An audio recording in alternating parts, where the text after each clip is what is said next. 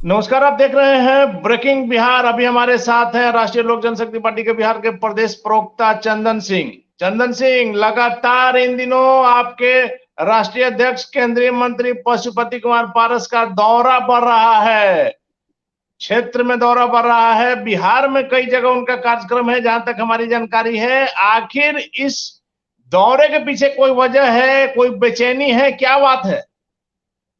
नहीं अनिल जी, देखिए एक पॉलिटिकल पार्टी है राष्ट्रीय लोक जनशक्ति पार्टी, और जिसके राष्ट्रीय अध्यक्ष आदरणीय पशुपति कुमार पारस जी केंद्र में माननीय प्रधानमंत्री आदरणीय नरेंद्र मोदी के साथ कैबिनेट में काम कर रहे हैं। तो हमारा जी। जो दायित्व बिहार के प्रति है वह बहुत बड़ा है। उस दायित्व का निर्वहन करने के लिए पार्टी बिहार के 38 जिला में लगातार पॉलिटिकल कार्यक्रम हमारे पार्टी के अलग अलग विंग के द्वारा किया जा रहा है। वहीं हमारे राष्ट्रीय अध्यक्ष आदरणीय पशुपति कुमार पारस जी हाजीपुर लोकसभा में जनता के जो कार्य होते हैं, जो समस्याएं होती हैं, उसका लगातार निष्पादन करते रहते हैं। तो हर एक 2 दिन पे हमारे नेता आदरणीय पशुपति कुमार पारस जी हाजीपुर में आपको मिल जाएंगे।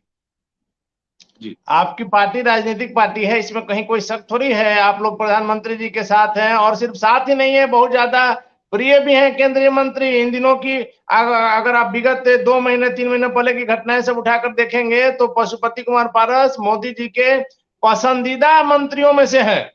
जिस प्रकार की जी जिम्मेवारी उन्होंने पारस जी को दी है, यह तो यही दर्शाता है। हमारा कहने का मतलब था चंदन जी, आप काफी अनुभवी नेता हैं। इतनी ज्यादा इन दिनों जो मंत्री जी का जो दौरा पड़ रहा है, क्या कुछ डर है? क्योंकि लगातार ये बातें सामने आ रही है कि पारस जी का मंत्री पद भी जा सकता था। हम आपसे स्पष्ट तौर पर कह रहे हैं, जा सकता है।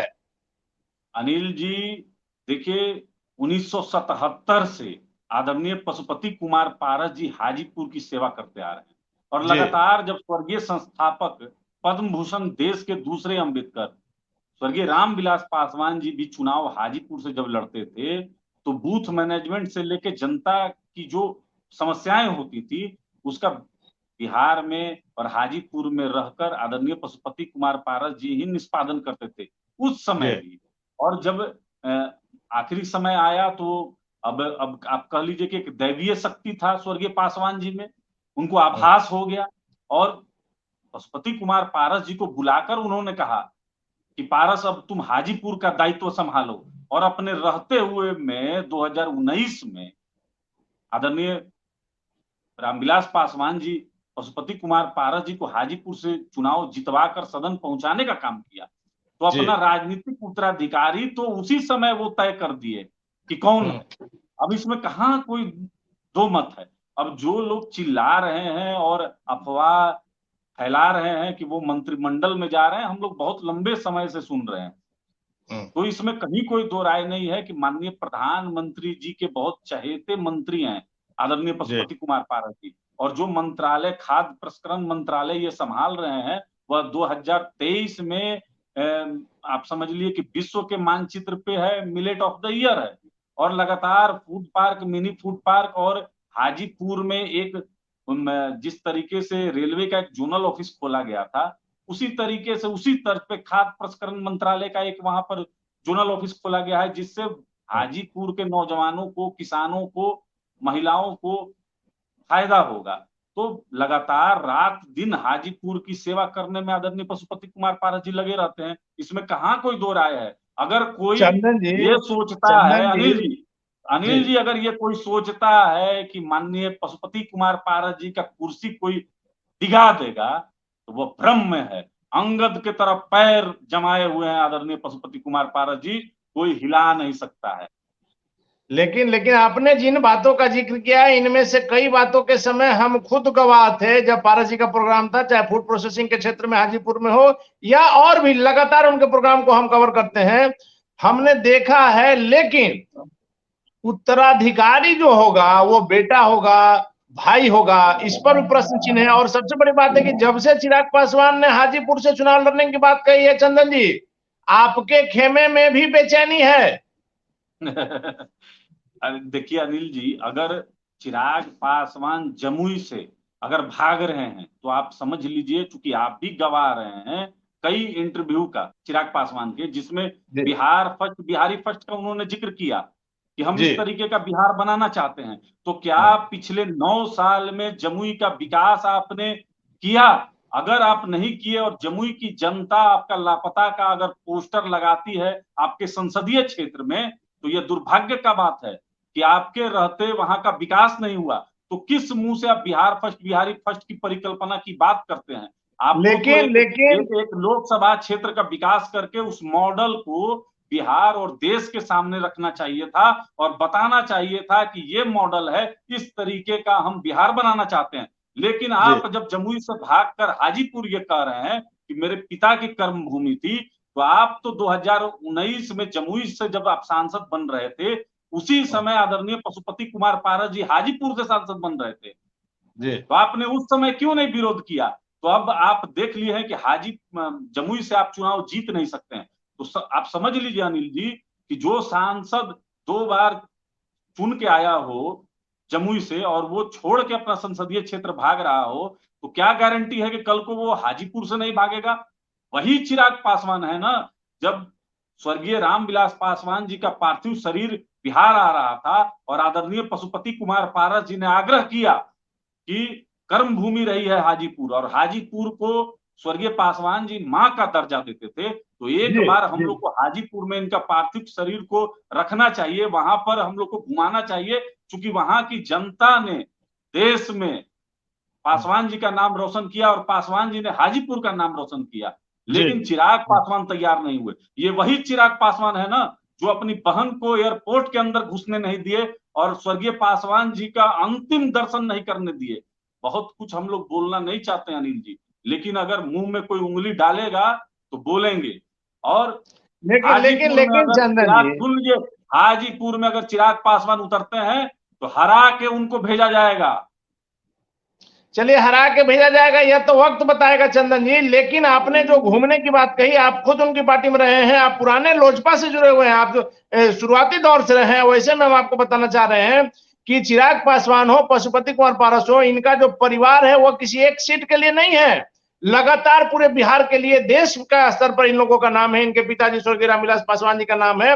वैसे में आप भी गवाह हैं कि चिराग पासवान पूरे बिहार का दौरा करते हैं, सबसे ज्यादा घूमने वाले नेताओं में एक है। तो जमुई के अलावा भी तो वो सब जगह जाते हैं और जमुई भी बराबर जाते हैं, ये चीज आपने भी देखा है।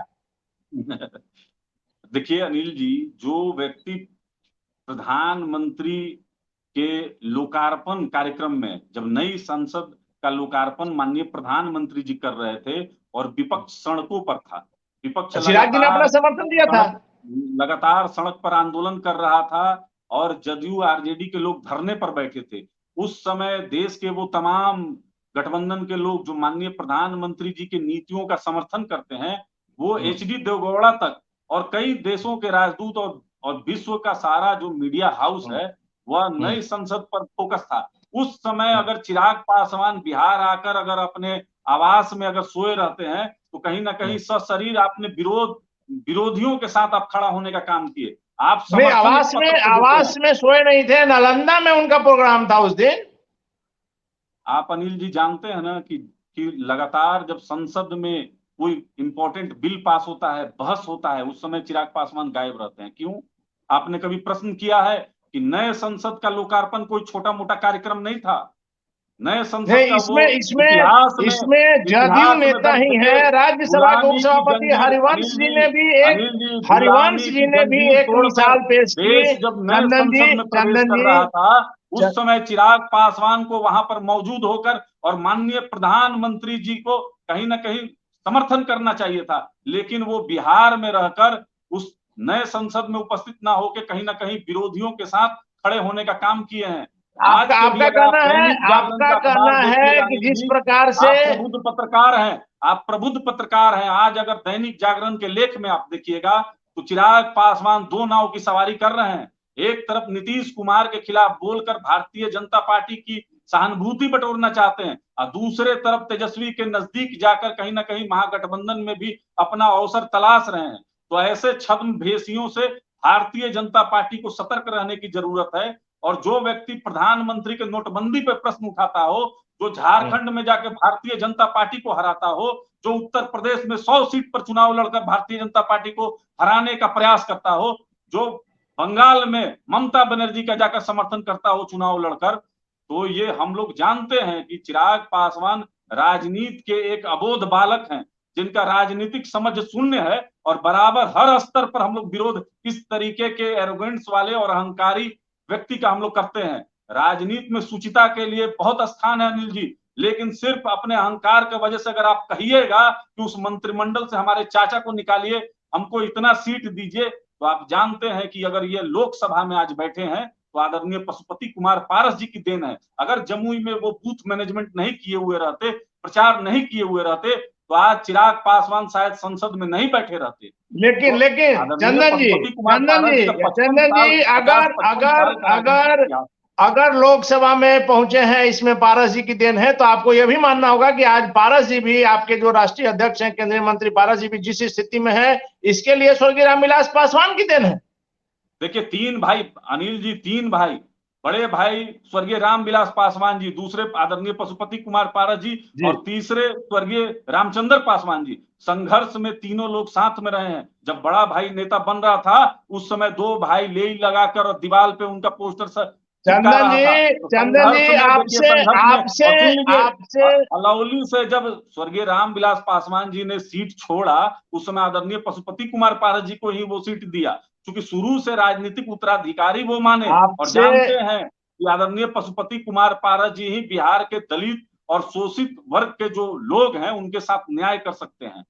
चलिए, ये तो अलग बात है, आपने जो पारस जी को कहा, हम तो उससे एक लाइन और आगे बढ़ के कहते हैं कि आज के समय में यदि लक्ष्मण की बात होगी तो वो पारस जी हैं, जिन्होंने लगातार स्वर्गीय रामविलास पासवान जी के लिए पर्दे के पीछे से काम किया। उनकी अपनी महत्वाकांक्षा, अपनी लालसा कभी नहीं थी।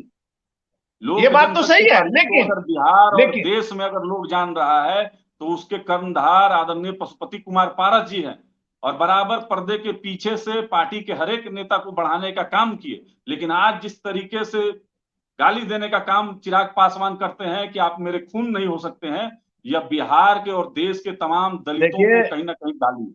यह तो क्षणिक आवेश है, परिवार फिर कल के डेट में एक होगा, यह तय है। आज हो, कल हो, 2 साल के बाद हो। लेकिन चंदन जी, आखिरी सवाल मेरा आपसे यही रहेगा कि जिस प्रकार से आपने कहा कि चिराग पासवान दबाव की राजनीति कर रहे हैं, प्रेशर की राजनीति कर रहे हैं कि पारस जी को हटा करके हमको लाया जाए या सीटों को लेकर के, तो आपका भी दावा है कि इस बार के लोकसभा चुनाव में, 2024 के लोकसभा चुनाव में, जैसे पिछली बार 6 सीट आप लोग को मिली थी, इस बार आप भी दावा कर रहे हैं 6 सीटों का, चिराग पासवान भी दावा कर रहे हैं 6 सीटों का। देखिए, टेक्निकल चीज समझने की जरूरत है अनिल जी। लोकसभा में जब चिराग पासवान अपने सांसदों के साथ जब गलत व्यवहार कर रहे थे, तो 5 सांसदों ने लोकसभा अध्यक्ष के समक्ष आग्रह किया कि हमारा नेतृत्व को बदला जाए, और चिराग पासवान सदन के नेता थे। सदन के नेता के पद से उनको हटा के आदरणीय पशुपति कुमार पारस जी को नेता बनाया गया। बस टेक्निकल चीज समझिए, पार्टी वही है। लोक जनशक्ति पार्टी के आगे राष्ट्रीय लोक जनशक्ति पार्टी लग गई है सिर्फ चिराग पासवान के अहंकार की वजह से। पार्टी यही पुराना है जो पहले वाली पुराना है। तो चिराग पासवान हाजीपुर से फिर कैसे लड़ेंगे? हाजीपुर से फिर कैसे लड़ेंगे? हमारे, सुन लीजिए अनिल जी, 5 सांसद हमारे साथ हैं, हमारे साथ चट्टानी एकता के साथ खड़े हैं और राष्ट्रीय लोक जनशक्ति पार्टी के साथ हैं, और हमारा सीट लगातार बढ़ेगा। भारतीय जनता पार्टी जानती है कि उसके गठबंधन के जो सहयोगी, अभी हम गर्व के साथ कह सकते हैं कि पूरे एनडीए में अगर 29 कैबिनेट मंत्रियों के बीच में अगर कोई बैठ रहा है आज के समय में माननीय प्रधानमंत्री जी के नजदीक में, तो वो हमारे, ये तो हमने शुरू में कहा, कि पारस जी की नजदीकियां लगातार बढ़ते जा रही है। जनता पार्टी रिवार्ड के रूप में हमको 6 सांसद से बढ़ा के 7-8 भी कर सकती है, ये हमको पूर्ण यकीन है, जानती है। तो फिर चिराग पासवान हाजीपुर से क्या आपके हिसाब से महागठबंधन से लड़ेंगे? चिराग पासवान महागठबंधन से हाजीपुर में आए ना, हम लोग तो ताल ठोक रहे हैं कि हरा के घर भेजेंगे, और मैं दावे से कहता हूं कि चिराग पासवान इस बार सदन का मुंह नहीं देखेंगे। अगर चिराग पासवान को एनडीए दे दिया हाजीपुर से, तब क्या करेंगे आप? देखिए अनिल जी, अगर मगर किंतु परंतु वाला नहीं। आप देखिए कि हम गठबंधन में है ना, चिराग पासवान अगर भारतीय जनता पार्टी के नजदीक रहते तो चिराग पासवान नए संसद के लोकार्पण में मौजूद रहते। चिराग पासवान अगर नजदीक रहते तो कर्नाटका में चुनाव प्रचार करते। हम उस पर भी आ रहे हैं चंदन जी। भारतीय जनता पार्टी के नजदीक नहीं है, ये तेजस्वी प्रसाद यादव के बड़े भाई हैं, ये आदरणीय लालू प्रसाद यादव जी के चहेते भतीजे हैं। पुराना संबंध रहा है दोनों के, इनके पिताजी लालू प्रसाद यादव जी के मित्र रहे हैं, लेकिन हम आ रहे हैं बीजेपी से कितने ज्यादा करीब है, बीजेपी से कितने ज्यादा करीब है उस पर भी हम आएंगे।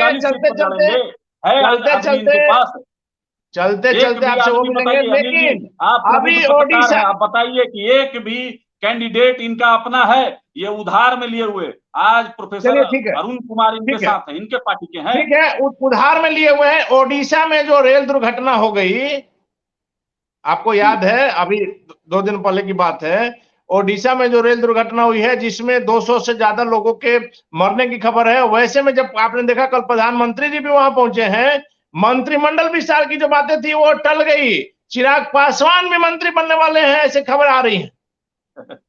देखिए, हम लोग के देहाती भाषा में कहा जाता है, कहावत है कि गांच पे कटहल और ओठ में तेल। तो ये तो बहुत खरमास पार कर गया कि चिराग पासवान जी का तो मंत्री बन रहे हैं, कैबिनेट मंत्री बन रहे हैं, ये मंत्री बन रहे, फलाने बन रहे हैं, ढेंकाने बन रहे हैं।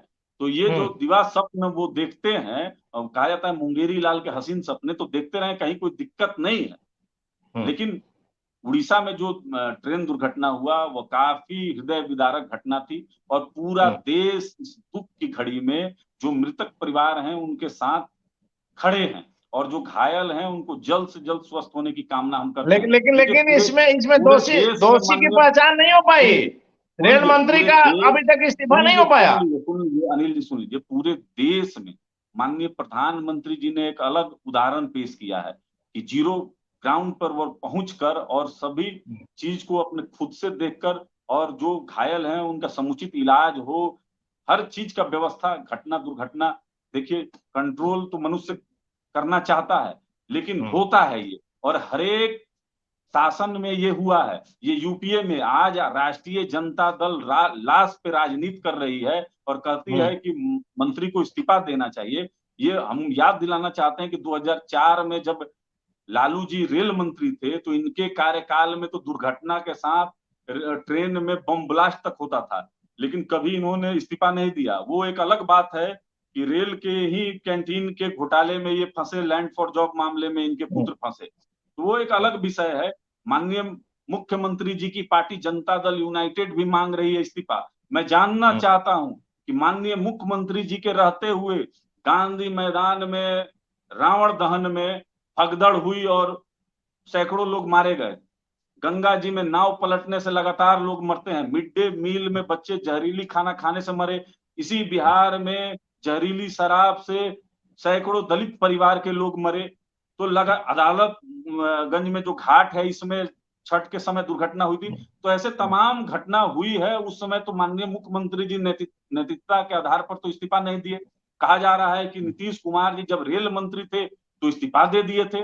शायद वो भूल गए हैं कि रेल मंत्री रहते हुए जब इस्तीफा दिए तो श्रद्धेय अटल बिहारी वाजपेयी जी के मंत्रिमंडल में पुनः वो दूसरे विभाग के मंत्री बन गए, यानी उनका मंत्रालय चेंज हुआ। तो हंसना और गाल फुलाना एक साथ नहीं चलेगा। अगर नीतीश कुमार जी और आदरणीय लालू प्रसाद यादव जी अगर कोई उदाहरण पेश किए हैं सुचिता का, तो हम लोग उसको फॉलो करने के लिए तैयार हैं, लेकिन दुर्भाग्य से ऐसा कोई उदाहरण ये लोग अभी तक प्रस्तुत नहीं कर पाए हैं। ये एक दुर्घटना है और इस पे आदरणीय प्रधानमंत्री जी ने स्पष्ट कह दिया है कि जांच होगा और दोषी को बख्शा नहीं जाएगा। ये बहुत बड़ी घटना है। जिम्मेवारी तय नहीं होना चाहिए, इतने लोगों की मौत हो गई, और जिम्मेवारी छोटा से लेके बड़ा पर तय होगा और सब पर तय होगा जो इसके लापरवाही के कारण रहे होंगे, लेकिन पहले जांच तो होने दीजिए। जांच हो जाएगा, चूंकि जांच के आदेश दे दिए गए हैं। तो राष्ट्रीय लोक जनशक्ति पार्टी के बिहार के प्रदेश प्रवक्ता चंदन सिंह ने इन अटकलों पर विराम लगा दिया है कि पशुपति कुमार पारस को केंद्रीय मंत्रिमंडल से बाहर किया जा सकता है। इनका तो यह तक कहना है कि लगातार प्रधानमंत्री मोदी के चहेते बने हुए हैं और पिछली बार जिस प्रकार से 6 सीटें लोकसभा की थी, इस बार वो सीटें बढ़ेंगी और साथ ही साथ चंदन सिंह ने चिराग पासवान को राजनीति का अबोध बच्चा करार दिया है। हाजीपुर से दो हाथ करने की चुनौती है चिराग पासवान को। चंदन सिंह के दावों में चंदन सिंह के इन बातों का क्या असर हो गया तो 2024 में पता चलेगा। फिलहाल आप बने रहे ब्रेकिंग बिहार के साथ।